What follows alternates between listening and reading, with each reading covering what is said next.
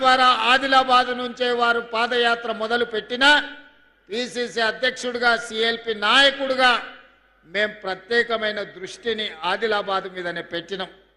ఎందుకంటే ఈ ప్రాంత ప్రజలు అమాయకులు, ఆత్మ గౌరవంతో బతికేవాళ్ళు.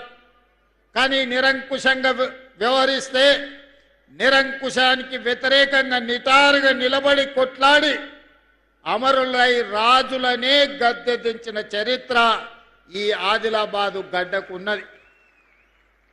నిరంకుశత్వంపై నిటారుగా నిలబడి ఆనాడు కొమరం భీముడు కానీ, రామ్జీ గోండు కానీ నిజాం సర్కారులకు వ్యతిరేకంగా ఈనాడు 1000 ఊర్ల మర్రిగా ఈ ప్రాంతంలో ప్రసిద్ధి పొందిన రామ్జీ గోండు త్యాగం, జల్ జమీన్ జంగల్ నినాదం ప్రపంచానికే వినిపించేంత గొప్పగా ఉద్యమాన్ని నడిపిన కొమరం భీముడు మీ బిడ్డ, మన గొప్ప స్ఫూర్తి ప్రదాత ఈ ఆదిలాబాదు బిడ్డ.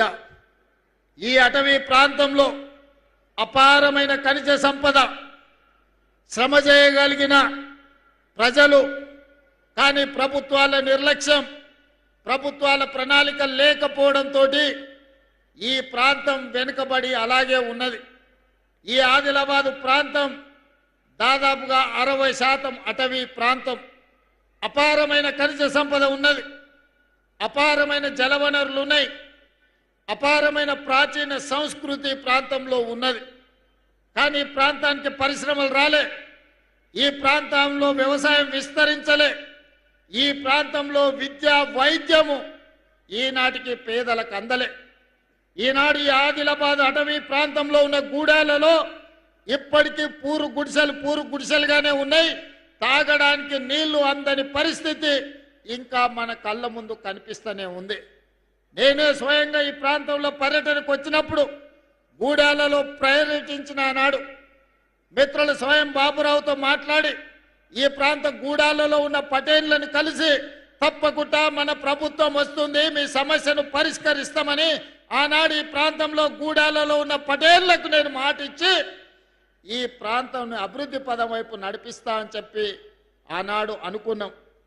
అదేవిధంగా మా మిత్రులు ప్రేమ్ సాగర్ రావు గారు ఎప్పుడు మాట్లాడినా మాకొక సమయంలో నమ్మకం, విశ్వాసం సన్నగిల్లినప్పుడు, అన్నా మీరు అధైర్యపడకండి, ప్రభుత్వం వస్తుంది, ప్రభుత్వం వచ్చిన తర్వాత నీ సొంత జిల్లా పాలమూరుకి ఏ ప్రాధాన్యత ఉంటుందో, అత్యంత వెనుకబడిన ప్రాంతం 70 సంవత్సరాలు అభివృద్ధికి నోచుకొని ఆదిలాబాదును పాలమూరుతో సమానంగా నువ్వు అభివృద్ధి చేయాలి, ఈ ఒక్క మాట నువ్వు నాకివ్వు, ఈ జిల్లా మొత్తం నీకు అండగా నిలబడుతుందని మిత్రులు ప్రేమ్ సాగర్ రావు అనేటోడు.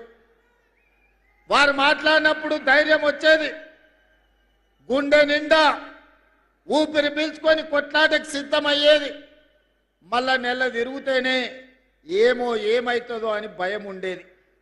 ధైర్యం కాస్త భయంగా మారి భయం నుంచి పోరాటం చెయ్యాలి, ఈ పోరాటంలో విజయమన్న సాధించాలి, లేకపోతే ఈ ప్రాంతమే ఎడారిగా మారుతుంది. ఈ ప్రజల కోసం ఎట్టి పరిస్థితుల్లో ప్రజాపాలన తీసుకురావాలి అని ఒక ఉక్కు సంకల్పంతో ఎన్ని కేసులు పెట్టినా, ఎన్ని అక్రమ నిర్బంధాలు చేసినా, ఎన్ని రకాల అవంతరాలు కల్పించినా, ఎన్ని ఒత్తిళ్లు చేసినా వాటికి నిలబడి గుండె ధైర్యంతో కాంగ్రెస్ పార్టీ కార్యకర్తలు కొట్లాడినరు కాబట్టే ఈనాడు ప్రజాపాలన అధికారంలోకి వచ్చింది.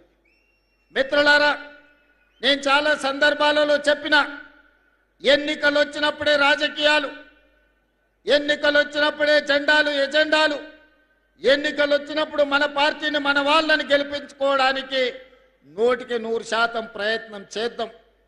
ఎన్నికలు ముగిసిన మరుక్షణం ఈ వేదిక మీద ఉన్న ఎవరైనా, అనిల్ జాదవ్ కావచ్చు, పాయల శంకర్ కావచ్చు, గోడెం నగేష్ గారు కావచ్చు, ఎవరైనా కావచ్చు, వాళ్ళు మా రాజకీయ ప్రత్యర్థులే కానీ మాకు శాశ్వతమైన శత్రువులు కాదు. ఈనాడు మేము వాళ్ళని శత్రువులుగా భావించడం లేదు. భిన్నమైన ఆలోచనలు ఉండొచ్చు, అభివృద్ధి విధానంలో వాళ్లకు మాకు భిన్నాభిప్రాయాలు ఉండొచ్చు, అవి భేదాభిప్రాయాలు కావు. అందుకే ఈనాడు ఈ అభివృద్ధి ప్రణాళికలో పార్టీలకు అతీతంగా ప్రభుత్వ కార్యక్రమంగా మిత్రులందరినీ పిలిచి వాళ్ళతోని మాట్లాడిపించి మీ ప్రాంత సమస్యల్ని వారు మా దృష్టికి తీసుకొస్తే ఆ సమస్యల్ని పరిష్కరించాలన్న కృత నిశ్చయంతో ఈనాడు అనిల్ జాదవ్ కావచ్చు, లేకపోతే గోడెం నగేష్ కావచ్చు, అందరిని కూడా మాట్లాడిపించినాం. నేను ఎందుకు ఈ వేదిక మీద నుంచి మాట చెప్తున్నా అంటే 4 కోట్ల తెలంగాణ ప్రజలు ఆలోచన చెయ్యాలి. తెలంగాణ రాష్ట్రం వచ్చిన 10 సంవత్సరాలలో ఈ సంస్కృతి ఎన్నడైనా ఉన్నదా? ఈ సాంప్రదాయం ఎన్నడైనా కొనసాగించిందా? ఆనాడు ముఖ్యమంత్రులు మంత్రులు వస్తున్నారంటే ప్రతిపక్షాలకు సంబంధించిన ఎమ్మెల్యేలను కార్యకర్తలను పోలీస్ స్టేషన్లో నిర్బంధించి బందర్ దొడ్లో కొట్టినట్టు పోలీస్ స్టేషన్లో కొట్టేటోళ్ళు. ఇవాళ ఆ పరిస్థితి లేదు. ఇది ప్రజాస్వామిక పరిపాలన, ఇది ప్రజాపాలన. ప్రజాపాలనలో ప్రతిపక్షాలకు సహేతుకమైన సమస్యల్ని లేవనెత్తడానికి అవకాశం ఇవ్వాలి. శాసనసభలో శాసన మండలిలో ప్రశ్నలు లేవనెత్తడానికి, ప్రభుత్వం నుంచి పనులను సాధించుకోవడానికి అవకాశం ఇవ్వాలని చట్ట సభల్లోనే కాదు బహిరంగ వేదికల్లో కూడా మా ప్రతిపక్షాలైన ఎమ్మెల్యేలను ఎంపీలను మాట్లాడిపిస్తున్నాం. ఈ సాంప్రదాయాన్ని తెలంగాణలో కొనసాగించాలి. తెలంగాణ అంటే రాజకీయ విలువలకు వేదిక, తెలంగాణ అంటే ఒకరినొకరి గౌరవించుకునే ప్రాంతమని ఈ దేశానికే ఆదర్శంగా నిలబడాలని ఈనాడు ఒక మంచి సాంప్రదాయానికి ప్రయత్నం చేస్తున్నాం. మా మిత్రులు కలిసి వచ్చినందుకు వారికి మనస్ఫూర్తిగా నేను ధన్యవాదాలు తెలియజేస్తున్నా. కొంతమంది కొన్నిసార్లు మైకు వస్తే చాలు ఏది మాట్లాడుతున్నాం, ఎందుకు మాట్లాడుతున్నాం, ఎప్పుడు మాట్లాడుతున్నాం, ఎలాంటి భాష వాడుతున్నామనే విచక్షణ కోల్పోయి ఏది పడితే అది మాట్లాడడం ద్వారా పేదలకు, దళితులకు, ఆదివాసులకు, గిరిజనులకు అన్యాయం జరుగుతుంది. ఇన్నవాడికి మాట్లాడడానికి వచ్చే నష్టం ఏం లేదు. కానీ అదే సమస్యల్ని ఒక పద్ధతి ప్రకారం లేవనెత్తితే ఈనాడు మంజూరు చేసిన ప్రాజెక్టులు మా శాసనసభ్యులు ఏం లేరు.